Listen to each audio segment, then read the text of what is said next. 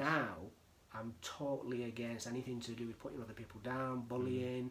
I can hear people when I do it in the workplace. I can hear people when I'm out and about. Because either you've done it or you've experienced it. So. Yeah, plus all the courses I've done. So, you know, those sorts of things, a kind of wake-up call for yourself, and it makes you humble as a person. It makes you kind of look into yourself a little bit more, because we're not perfect. We're trying to strive, and we're trying to be better people each day. Confidence is great, and this is what I'm about, and I'm out to appear confident, and I'm trying to instill my own confidence in certain areas and try to help people I work with.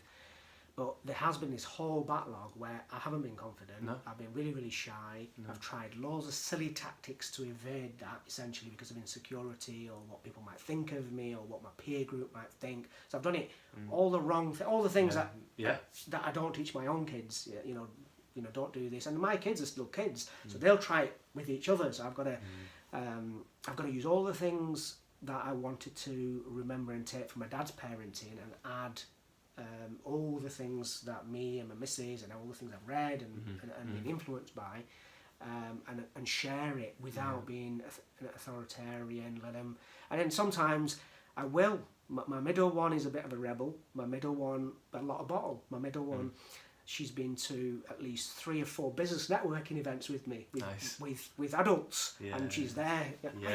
You know. But in other sides, I can see how much she struggles with the homework sometimes.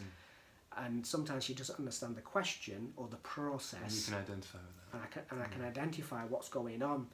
So my wife's threshold of patience is quite a lot, but when she's clearly not getting it, this 7-year-old... You can step in and say, hang on a second, I know what it feels to be like it. What I tend to do is I'll just say, look, give her a break. So I change tactics. You know, I use the NLP, I break the state. I'll say, oh, it's okay, I'll carry on with her in a bit. Just give her a little bit of break.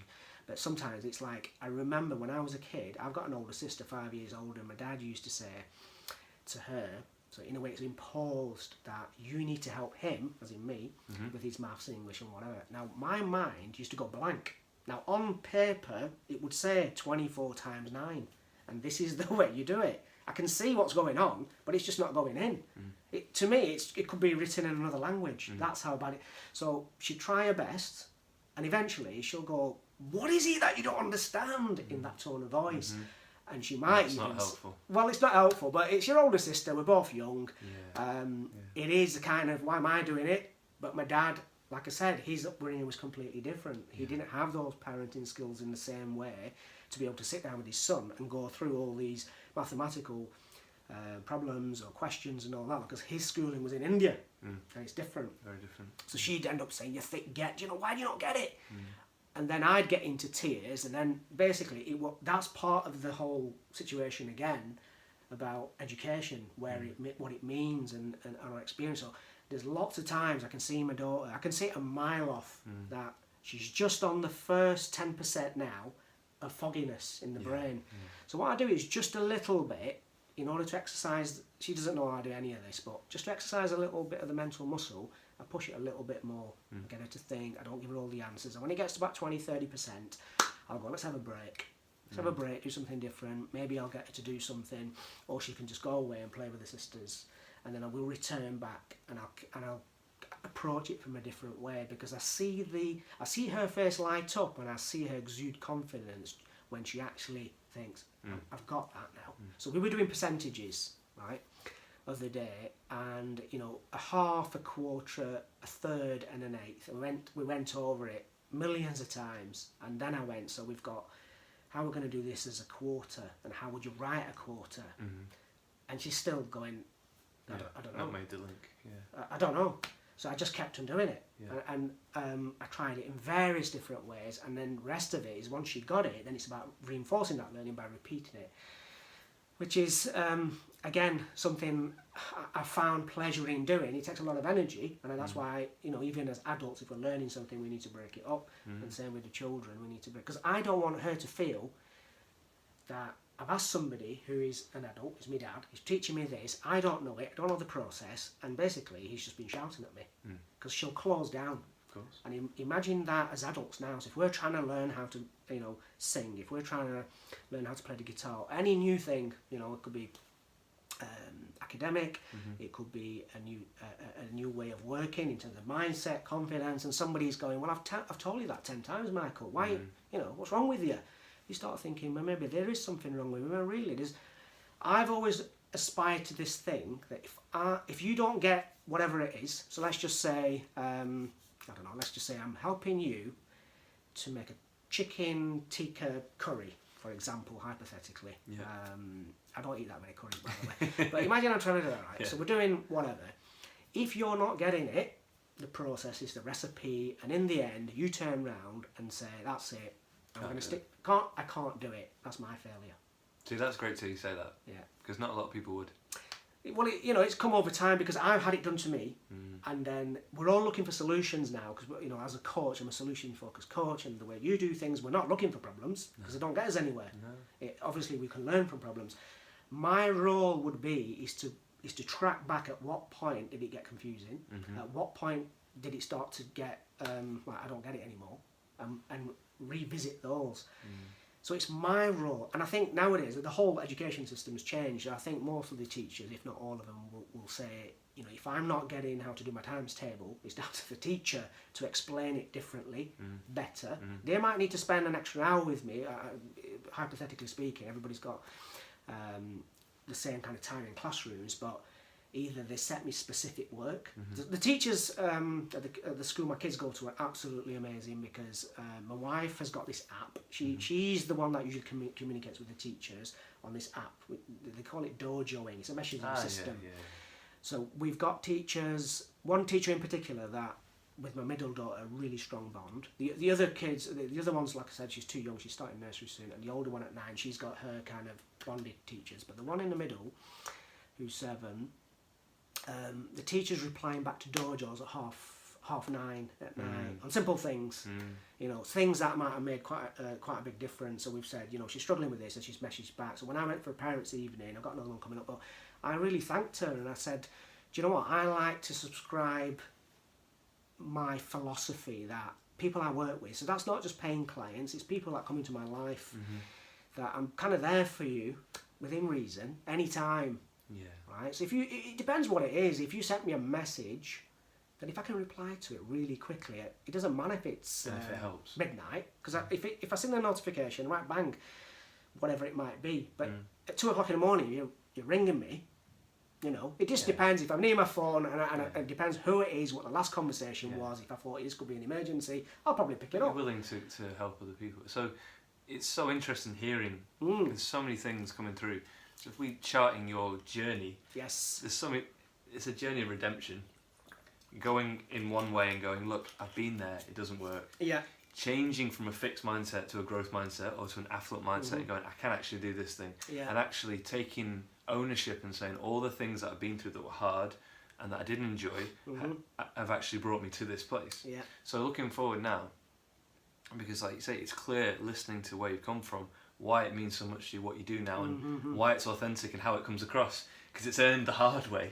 Yeah, and like I was saying about my dad, when he kept on saying, you always learn the hard way, and he got frustrated. But everybody's different. For me personally, I found much more meaning, and there's a greater depthness for me learning it the hard way. It's probably not the most efficient way, but it's just it's the impact of it has been massive. Yeah, but that can be useful, can't it? Because I think especially in business, and I've been learning recently, speaking to a lot of people, that they kind of think, well, learning the hard way, yeah, but try and avoid that. But if you can just understand that learning the hard way can still be, and probably is, very beneficial. Yeah. Just being open to the fact, saying, I am struggling, this is difficult, and just knowing that that's actually going to help you longer term. You don't have to get it straight away. You don't have to, like you say, think, oh, I've got this solution. Just being open to the fact that I am struggling with this, and it is hard, and I don't enjoy it. Yeah. Maybe in the future, though, it might actually help me. Yeah, and you pick up things along the way. So at school, I'm sure they do it now, but when we were at uni, we did things around study skills. So it's how you prepare for, knowledge that you take on board, and what you could read 100 books, but you might not need to read them from start to finish if you've got a specific title in mind. So then you start working. Yeah, following it down. Yeah, what even do if you actually need. what do you actually need? And that, you know, if you're not studying but you want to do some reading because you're on a book a week, Yeah. it's major impressive. But if you're reading for a specific reason, if you want, just say if somebody wants to improve their time management skills and they buy 3 or 4 books, you know, even that, how you plan, what chapters you read, which way did it. Having an approach rather than just kind of Yes. doing it. Yeah, and you summarise the other bit really well. But I'll give you an example in terms of the hard way and all this sort of stuff. I've done loads of martial arts over the years, but one particular thing, the first martial arts I started, which is a kung fu Chinese martial art called Wing Chun or Wing Sung. And in there, it's the thing that Bruce Lee originally did before he formed his own martial art. So it's on a centre line principle, and it's about having the least amount of energy exerted to do a particular move. So you don't need to kind of move in a certain way that takes you out of your centre line, and also with a minimal amount of travel time. So the quickest way is Down the centre, straight if line. you just, with either hand, if you just go to punch me on my nose, Yeah. so does that make sense? So what you've got there is Yeah. essentially, this is called a lap sao, and then at the same time, what I'm doing there So is it's not just, one and then the other. yeah, it's not like, Straight in. so in karate, you punch, if you just go for the nose properly, right, that's one block, and then you do that. Yeah. So different martial arts have a different system. Karate is very effective. Taekwondo is what my girls do. But I don't know why, I think somebody told me about this particular one and they were going, so I ended up doing that. So everything is that kind of thing, basically. So in one movement, I'm blocking and punching at the same time. And even that martial art I did, and I did for many, many years, and really got into it, taught me about, so you know, nowadays there's these words online, isn't there? Hacks. Do this, and it's a hack for this, and it's a hack for that. I was learning hacks when I was about When they weren't 18, a thing. 19 in martial arts, Yeah. because I used to have private lessons with one of the black belts, right? But what it taught me about how I can then start to do hacks in life. What things, now some of the things I set as tasks with the clients I work with, or people that I come across and I just like to help them, are quite unorthodox, very unorthodox, but they all work, so I've tried them. Yeah, of course. So they're not in a book, they might not sound too cool, they sound a bit crazy, but at the same time, that's the bit about putting trust in people that you work with, or trust in yourself to be able to do it, and that's the whole point. Because they are a little bit out there, the rewards are greater. Yeah. The rewards are a lot greater, and I've tried and tested them myself, and some of the other ones, other people have, and I've asked them, is it okay if I was to implement this in the stuff I do? Yep. And I know that because people have come back and give me feedback, Yeah. and give me testimonials and all those sorts of things. Fascinating. So you've got a few things coming up that I want you to tell me about. So Yes. you did a radio interview. Mm-hmm. So was it yesterday? Wednesday. Wednesday. Crikey. So Wednesday afternoon. and how did that go? Went fantastic, absolutely good. It was. You got another one booked in, haven't you? Yes. Went so well they want you back. So what happened was I was speaking on the power of positive thinking at an Nice. expo for businesses. It was about a 20-30 minute talk. Unfortunately, me being me, I wanted to deliver lots and lots of value, so it went slightly over. So I think the host, 2 hours. no, I think the host gave me a little gentle slap on Yeah. the wrist. Positively wind it up. But I kept on sense checking everybody in the room. Nobody wanted to leave at the kind of 20 Yeah, they're 30 engaged mark. with it, yeah. But yeah, Yeah. so that's, I'm always learning. I'm not the finished article by Yeah. any means. Yeah.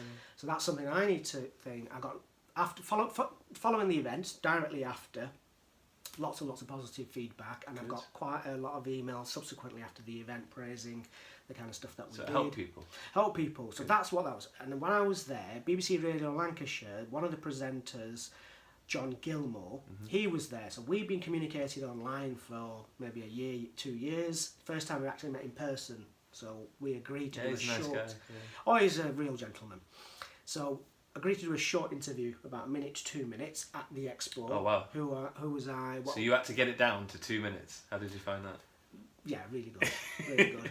Sometimes what I found is if somebody just goes, "Are you Latif?" Right, cameras, mic. You just kind of go with it. I can just go with it. Well, Now- we've done videos, haven't we? And We you've have. responded to that, and in Yeah. just 30 seconds, Yeah. you've just done it. Yeah. So And sometimes when there's a lot more prep to do, I can still do it, but sometimes I think the timing goes a lot more or whatever. We, like you were just saying, for all the reasons you told us, you wanted to do the best you can. Yeah, so we did 2 minutes, the producer was happy and the presenter was happy, and then actually, to be fair, the guy called Gaz, he went, why don't you come back to the studio, because we've only had a couple of minutes, if you fancy it, we could do a Brilliant. longer interview. So that's Yeah, where it yeah, started. great.